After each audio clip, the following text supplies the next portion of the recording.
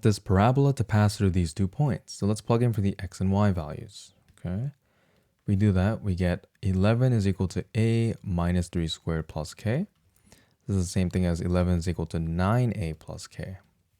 Here, plugging in for x and the y, we get 18 is equal to a4 squared plus k. So this is 18 is equal to 16a plus k. So now we have 2 equations, right?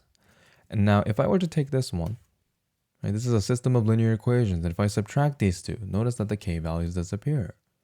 Right, so subtracting these two, I get negative 7 is equal to negative 7a. So then a has to be 1. Knowing that, let's plug it into the first equation because it looks easier.